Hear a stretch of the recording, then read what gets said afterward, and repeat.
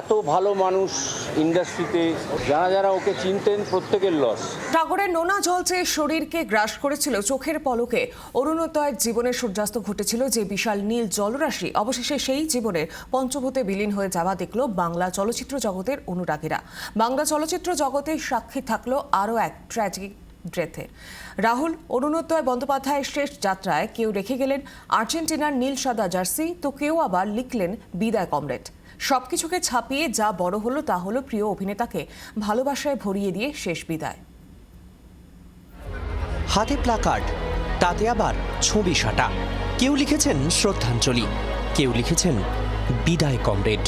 অভিনয় পেশার সঙ্গে সঙ্গে বাম রাজনীতির এক কট্টর সমর্থক, সুবক্তা, সোশ্যাল মিডিয়ায় পাল্লা দেওয়া এক পডকাস্টার, লেখক, বিজয়গড়ের পল্লীশ্রীর বাসিন্দা রাহুল অরুণোদয় বন্দ্যোপাধ্যায়ের হয়তো জীবনের আরও দরজা খোলার কথা ছিল, কিন্তু 29শে মার্চ তালসারির সৈকতে জীবনের শেষ অঙ্কের অভিনয় করে একেবারে ক্লাইম্যাক্স টেনে দিলেন অভিনেতা।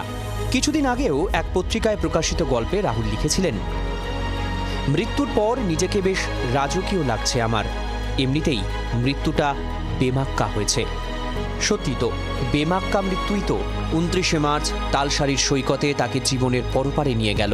রাহুলের মৃত্যুর খবরের পর থেকেই তার পল্লীশ্রীর বাড়ির সামনে ছিল কাতারে কাতারে মানুষের ভিড়।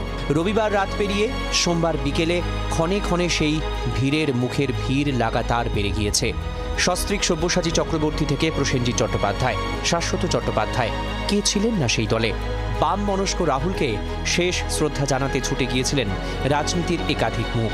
ভোটের আবহে ডান বাম সবাইকে যেন এক করে দিল রাহুলের প্রয়াণ। যারা যারা ওকে চিনতেন প্রত্যেকের লস। এত ভালো মানুষ ইন্ডাস্ট্রিতে, তার উপরে শিক্ষিত, খুবই বিরল ব্যক্তিত্ব ছিল, আমাদের মনে থাকবে।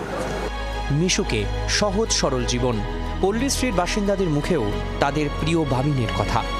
মানে সব কিছু আমাদের সঙ্গে শেয়ার করতো, দেখা হতো, মানে শুটিংয়ের বাইরেও সময় পেলে পাড়ায় আমাদের সাথে এই পাশে মাঠ আছে, খেলাধুলা করতো, আড্ডা মারতাম আমরা একসাথে।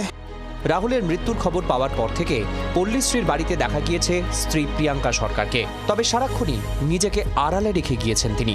তমলুক হাসপাতালে ময়নাতদন্তের পরই বিকেলে পল্লীশ্রীর বাড়িতে পৌঁছেছিল রাহুলের মরদেহ। পরিবারের লোকজন শেষ শ্রদ্ধা জানানোর পর রাহুলের মরদেহ নিয়ে যাওয়া হয় কেওড়াতলা মহাশ্মশানে। সেখানেই শেষকৃত্য সম্পন্ন হয় অভিনেতার। দুদিন আগেই রাহুল তালসারিতে তোলা দুটি ছবি সোশ্যাল মিডিয়ায় পোস্ট করেছিলেন।